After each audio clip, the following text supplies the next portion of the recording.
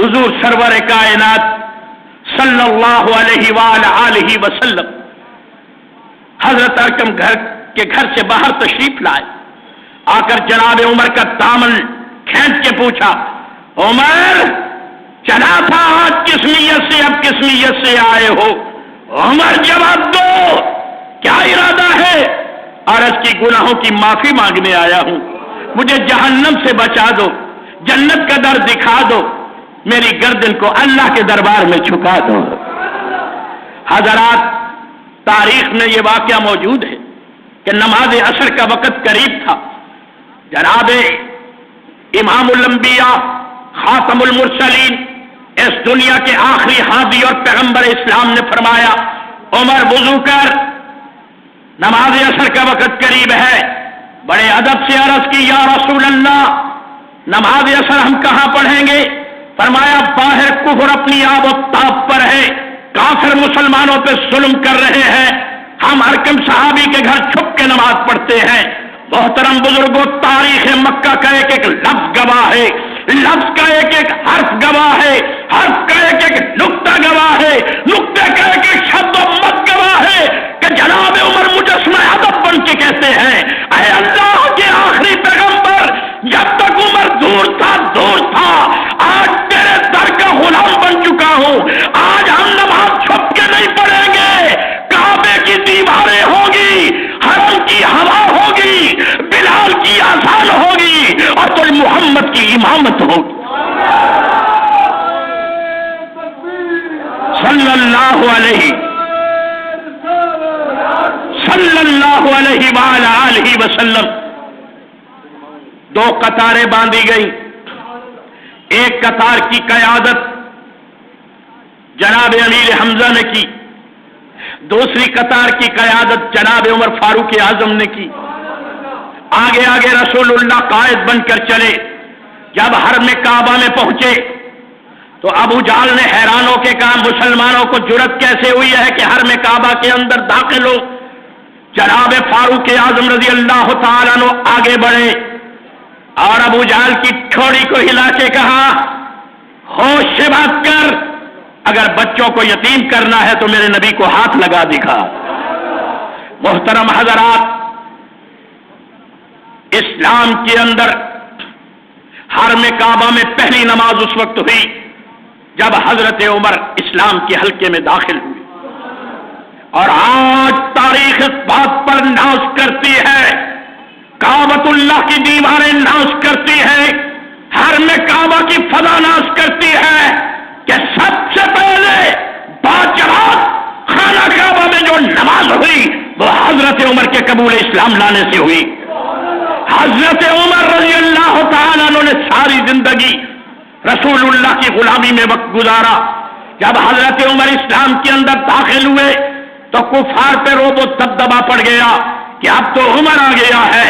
جناب عمر میں جلال تھا، حضرت علی کی طبیعت میں جمال تھا، کہہ دو دونوں میں مدینے والے کا کمال تھا. حضرت عمر ہمت کے دھنی ہیں، حضرت عمر محافظ حرم ہے.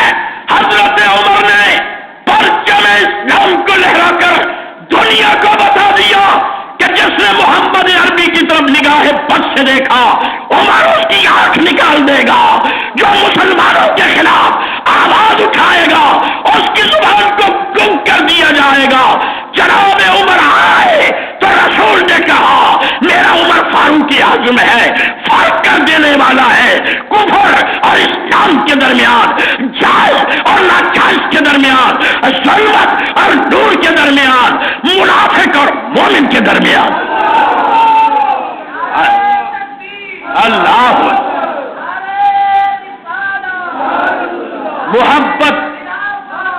محبت کا عالم یہ دیکھو کہ رسول نے مکہ چھوڑ دیا، حضرت عمر نے بھی مکہ چھوڑ دیا. نبی میدان بدر میں آئے تو عمر بھی میدان بدر میں آئے. نبی احد کے پہاڑ پہ آئے تو عمر بھی احد کے پہاڑ پہ آئے. نبی خندق میں آئے تو عمر بھی خندق میں آئے. نبی خیبر میں آئے تو عمر بھی خیبر میں آئے.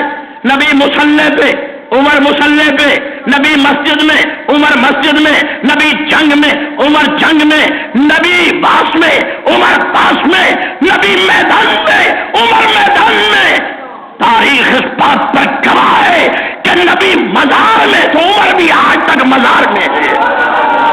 حضرت عمر رضی اللہ تعالیٰ عنہ کا مقام بہت بلند ہے۔ حضرات، محبت کا عالم دیکھیے، مدینہ کی مسجد ہے،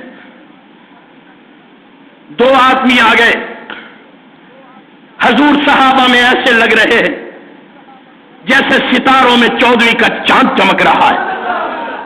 اللہ اکبر! ایک منافق ہے، ایک یہودی ہے، زمین کا جھگڑا ہے۔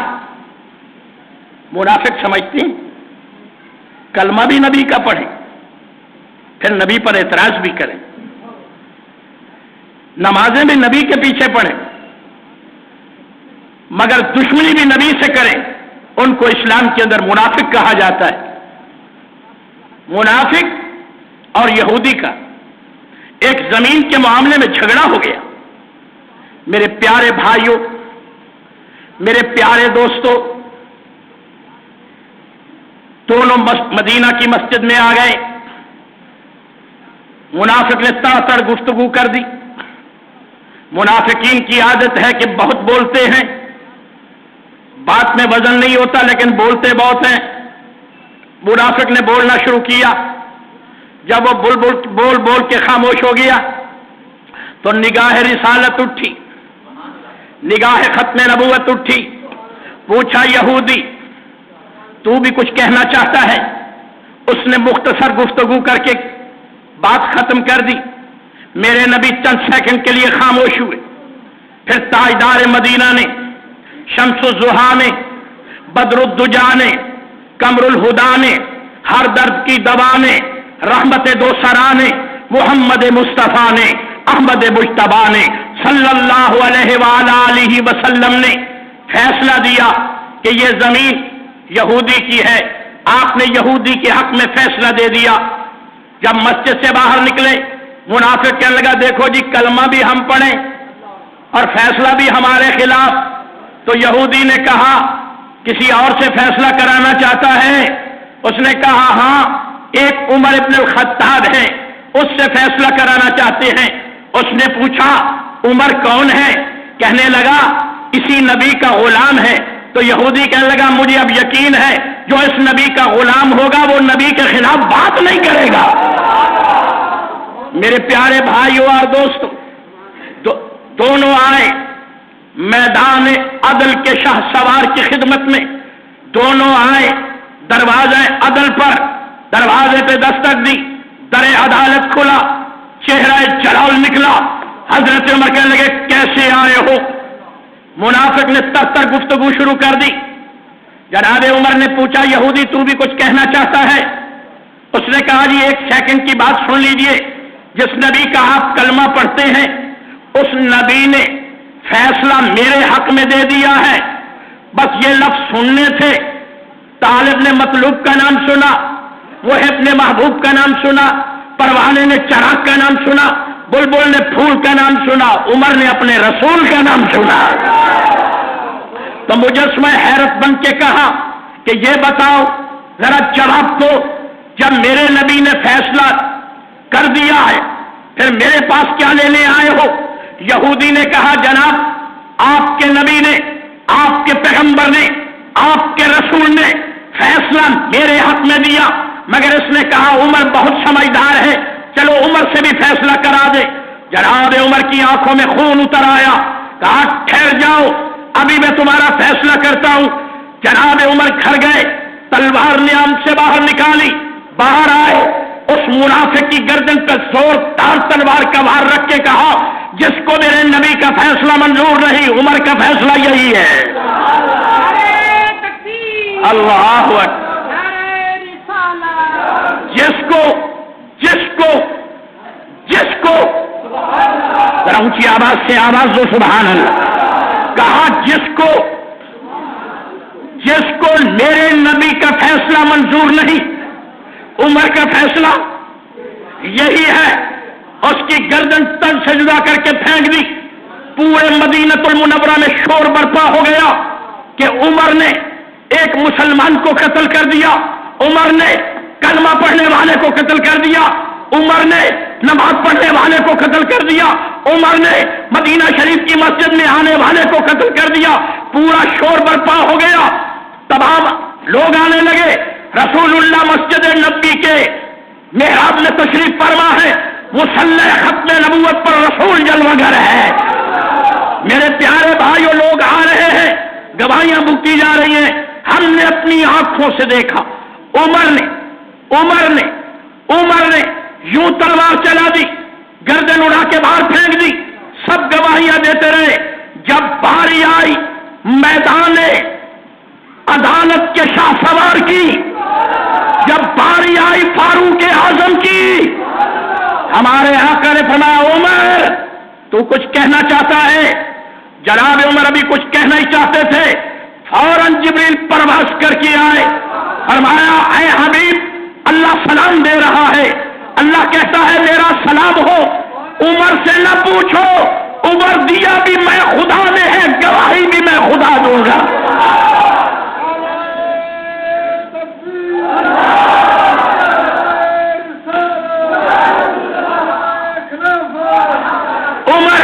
عمر میں نے دیا، گواہی بھی میں خدا دوں گا۔ اس وقت تک کوئی مسلمان نہیں ہو سکتا، فلا وربک، تیرے رب کی قسم ہے، حتی یحکموک، جب تک فیصلے میں تجھے حاکم نہیں بنائیں گے، لاکھ نمازیں پڑھتے رہیں، لاکھ کلمہ طیبہ پڑھتے رہیں، جب تک اپنے فیصلے میں تجھ محمد کو حاکم نہیں بنائیں گے ایماندار نہیں ہو سکتے۔ حضرات محبت کا عالم بھی دیکھو، اور تاریخ اس بات پر گواہ ہے کہ حضرت ابوبکر صدیق رضی اللہ تعالی عنہ کے بعد تمام مسلمانان عالم نے اپنی شورا سے حضرت عمر رضی اللہ تعالی عنہ کے حق میں بیعت لی۔ تمام شورا کا فیصلہ تھا اب مسلمانوں کا امیر المومنین خلیفۃ المسلمین حضرت عمر بن الخطاب فاروق اعظم رضی اللہ تعالیٰ عنہ ہوں گے۔ جب آپ خلافت کی کرسی پہ بیٹھے، آپ نے پہلا جو قانون بنایا، آج میں صاحبان بصیرت کو دعوت فکر دینا چاہتا ہوں، ادارہ تحفظ فکر اہل سنت پاکستان مسلک اہل سنت کا مذہبی ادارہ ہے، جس کا صدر دفتر شاہی مسجد توتلا ہے، اور اس کے ناظم اعلیٰ صاحبزادہ سید احمد فاروقی ہے، اور صدارت کے فرائض یہ فقیر انجام دے رہا ہے۔